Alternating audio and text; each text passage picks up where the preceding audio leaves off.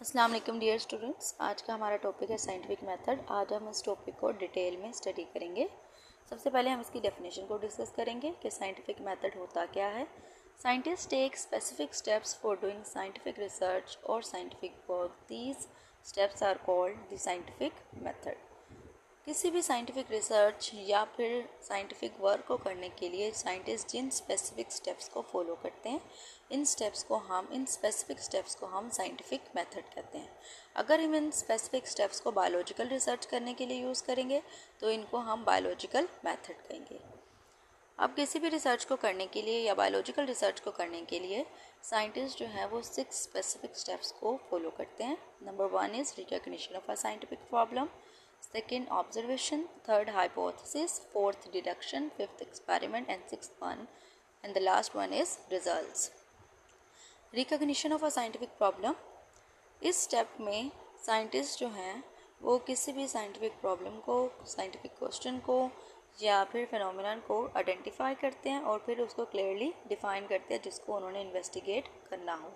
अब ये scientific problem या क्वेश्चन किसी दूसरे शख्स के ज़रिए भी पूछा जा सकता है या बायोलॉजिस्ट के खुद के माइंड में भी आ सकता है। फॉर एग्जांपल कि बायोलॉजिस्ट किसी एरिया में जो है वो नोटिस करता है कि प्लांट की जो हाइट है इस एरिया में वो मतलब प्लांट जो है वो उस एरिया में ज़रूरत से ज़्यादा जो है वो लंबे हो रहे हैं, नॉर्मल से ज़्यादा जो है वो लंबे हो रहे हैं।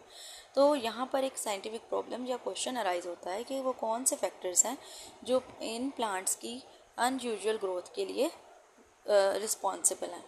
ये प्रॉब्लम जो है वो ये स्टार्टिंग पॉइंट होता है किसी भी साइंटिफिक इंक्वायरी के लिए। ऑब्जर्वेशन, साइंटिफिक मेथड का जो दूसरा स्टेप है वो है ऑब्जर्वेशन। किसी भी चीज़ को गौर से देखना और उसके बारे में इंफॉर्मेशन कलेक्ट करना ऑब्जर्वेशन कहलाता है।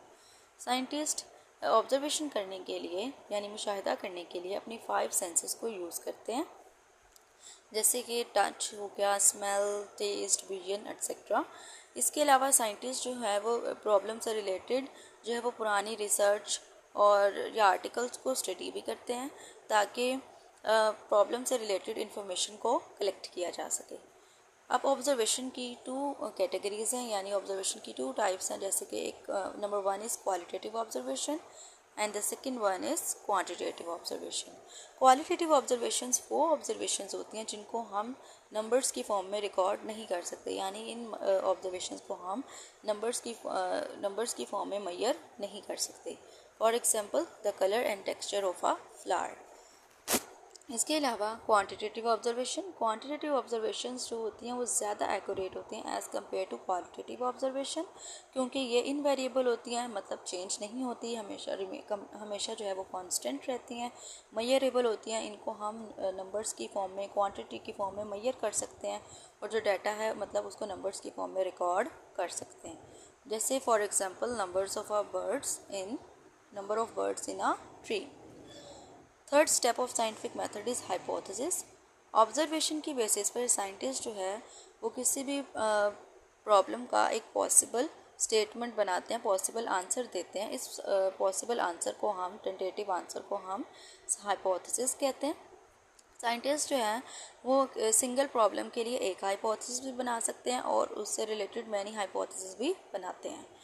हाइपोथेसिस की जो है एक गुड हाइपोथेसिस की जो है फॉलोइंग कैरेक्टरिस्टिक्स होती है। सबसे पहले तो ये किसी भी साइंटिफिक प्रॉब्लम का पॉसिबल आंसर होना चाहिए। इसके अलावा जो भी हमने ऑब्जर्वेशंस की है उससे मैच करना चाहिए, उसके अकॉर्डिंग होना चाहिए हमारा हाइपोथेसिस।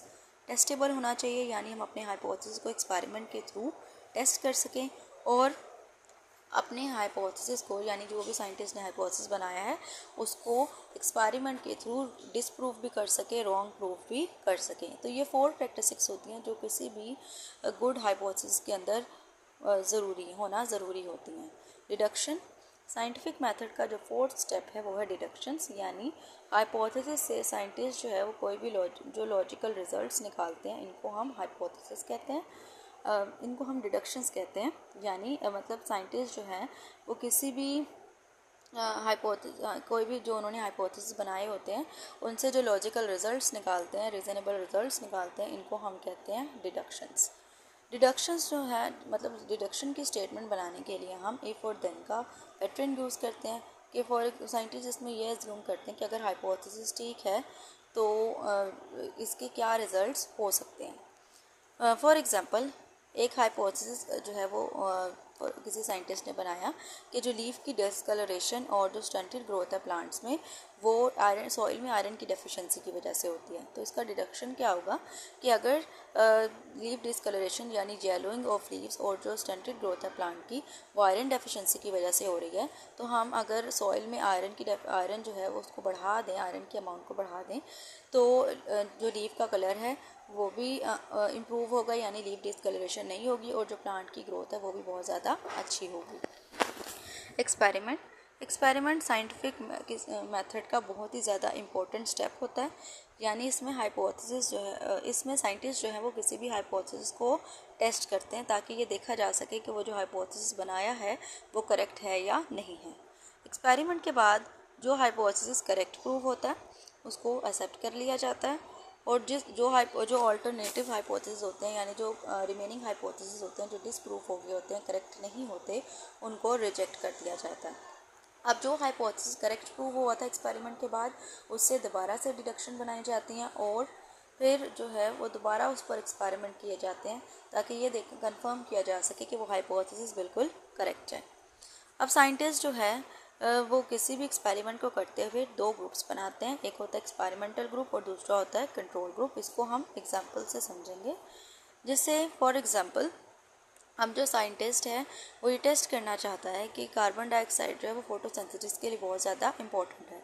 इसके लिए वो क्या करेगा कि 2 सिमिलर प्लांट्स लेगा और एक प्लांट को जो है वो कार्बन डाइऑक्साइड प्रोवाइड करेगा जिसको हम जो है वो एक्सपेरिमेंटल ग्रुप कहेंगे, जबकि दूसरे प्लांट को वो कार्बन डाइऑक्साइड फॉर एग्जांपल कि एक साइंटिस्ट जो है वो दो सिमिलर प्लांट्स लेगा, एक को जो है वो कार्बन डाइऑक्साइड प्रोवाइड करेगा, इसको हम कंट्रोल ग्रुप कहेंगे, और दूसरे को जो है वो कार्बन डाइऑक्साइड प्रोवाइड नहीं करेगा, इसको हम एक्सपेरिमेंटल ग्रुप कहेंगे।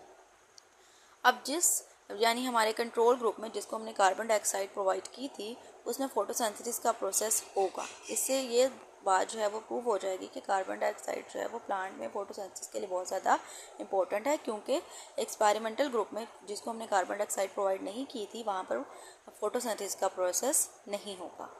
रिजल्ट्स, साइंटिस्ट जो हैं एक्सपेरिमेंट के बाद जो भी डाटा जो है वो कलेक्ट करते हैं इसको हम रिजल्ट्स कहते हैं। रिजल्ट्स को समराइज़ करने के लिए, उसको आसानी से समझने के लिए साइंटिस्ट जो हैं उसका स्टैटिस्टिकल एनालिसिस करते हैं, यानी फार्मूलाज यूज़ करते हैं, कैलकुलेशंस करते हैं और अपने डाटा को ग्राफ्स और चार्ट्स की फॉर्म में शो करते हैं। साइंटिस्ट जो है रिजल्ट्स के अंदर रेफरेंसेस भी देते हैं ताकि मतलब वो उन बुक्स का, आर्टिकल्स का, वेबसाइट का और दूसरे सोर्सेज का नेम भी बताते हैं ताकि कि उन्होंने कहाँ से इंफॉर्मेशन कलेक्ट की, ताकि ओरिजिनल वर्क को जो है वो उसका क्रेडिट मिल सके। फिर वो अपनी फाइंडिंग्स जो उन्होंने जो भी रिजल्ट से फाइंड आउट किया होता है उसको दूसरे साइंटिस्ट और दूसरे लोगों के साथ शेयर करते हैं। इस पर्पस के लिए वो साइंटिफिक रिपोर्ट तैयार करते हैं और नेशनल और इंटरनेशनल मीटिंग्स और सेमिनार्स में प्रेजेंटेशन जो है वो देते हैं। Thank you.